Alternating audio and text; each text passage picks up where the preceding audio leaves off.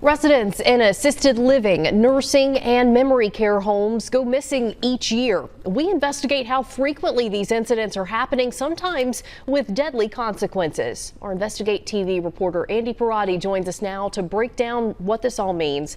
Thank you so much, Andy, for joining us. Investigate TV is always producing very compelling content, and this is one of those topics that is so surprising. You can't believe that this is happening close to us and maybe at nursing home care centers, even in our state.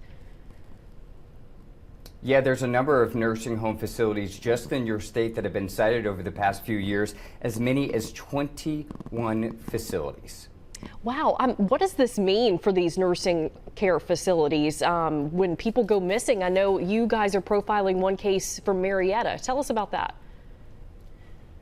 Yeah, so this investigation launched involving a woman who went missing outside of Atlanta. Her name is Patricia Mealy, 89 years old, had dementia, and she wandered away from her facility. For more than 2.5 days, law enforcement launched a massive search, including the public trying to find her. Unfortunately, she was found dead in a pond about a mile from her facility, and that case is what started this massive investigation looking at facilities across the country, ultimately finding as many as 1,100 nursing home facilities that have been cited for this serious situation.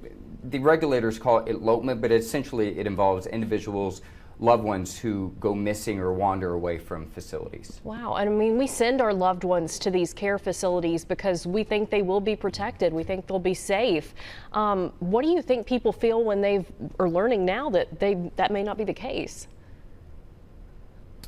You know, I think they're devastated, including the family of Patricia Mealy, who we interviewed for this story just hours after identifying her body. And our investigation ultimately found a correlation between staffing shortages at facilities and individuals who go missing from these facilities. The federal government is trying to address it, but it's clearly an issue in Mississippi and across the country.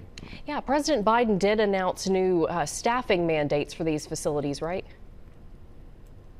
Yeah, that's right. And depending on where the facility is located, it will depend on how long those facilities will have to adhere to these new staffing mandates, which includes at least one full-time registered nurse at the facility full-time.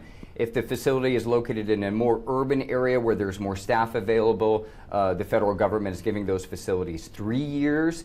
If it's in a more rural area where the staff maybe is not as available, they're giving those facility operators about 5 years. Did he just announce that mandate in 2024? Yeah, so those mandates were approved by CMS, the Centers for Medicaid and Medicare Services, in April. There is a push by the operators, by the industry, to prevent those mandates from happening. They filed a lawsuit against the federal government shortly after those mandates were announced, and they're already speaking with members of Congress to try to reverse those mandates.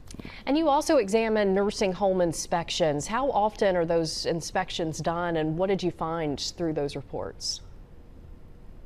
So the inspection happened on two different scenarios. Usually it's complaint driven, meaning that your loved one is in a facility and you recognize something has happened.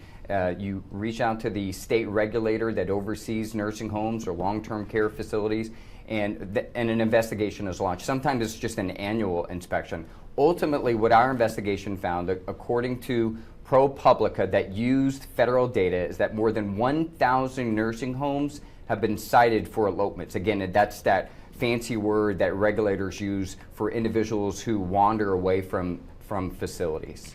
Right, and that number, just to be clear, is underreported because it doesn't include assisted living facilities or facilities that do not receive federal subsidies. All right, Andy, thank you so much. We look forward to seeing this report, Far From Home. That's going to be airing tonight here on WLOX at 10 o'clock.